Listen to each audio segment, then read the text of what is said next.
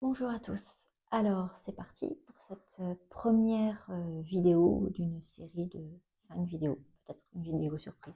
Quand je suis lancée, c'est parti. Donc, comme vous l'avez vu, j'ai commencé par vous parler en fait des mots humains qu'on pose sur les animaux. Et en fait, dans cette vidéo, donc, j'aimerais vous parler des mots que l'on utilise pour parler de nos animaux. Des mots comme anxieux, jaloux, dépressif, possessif, c'est les meilleurs.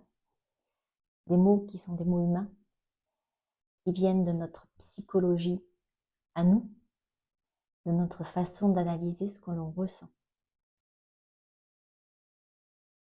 Il est clair qu'un animal, lui, ne se définit pas par ces concepts-là.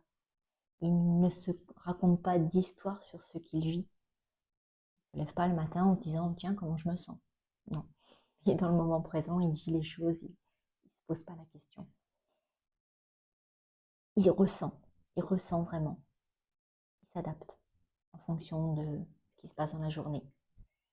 Il répond à son environnement.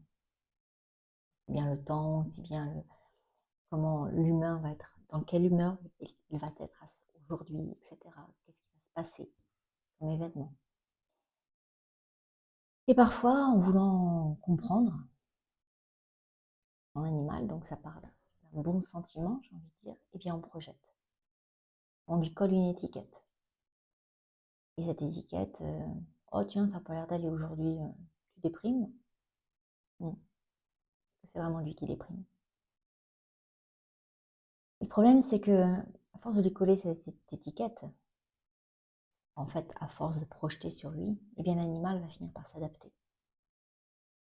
Non pas parce que c'est juste pour lui, mais parce que le lien avec son humain est tellement fort, parce que le lien avec son humain est essentiel pour lui. Et que quelque part, en s'adaptant, en collant à ce que l'humain capte de lui, ressent de lui, et bien pour lui, il est fidèle à son humain. Il est honnête. Sauf que ça colle pas. Parce que, comme je l'ai dit, les émotions des animaux ne sont pas ce que les humains mettent comme mots.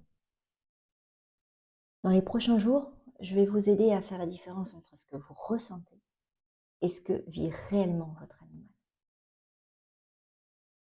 Que parfois vous ressentez et comment votre animal va le capter aussi pour s'adapter, pour mieux vous être fidèle, pour mieux vous aider et les dangers que cela va impliquer.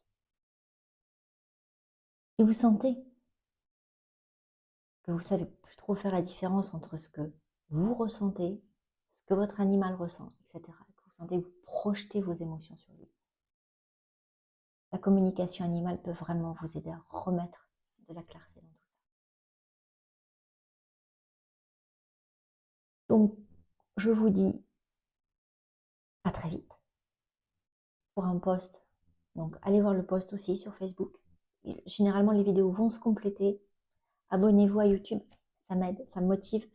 Et puis, ça fait vivre ma chaîne. Et ça, c'est le but, pour que je vous propose de plus en plus de contenu qui vibre avec vous, qui vous intéresse. Et on se retrouve donc demain sur Facebook et sur YouTube. À très vite.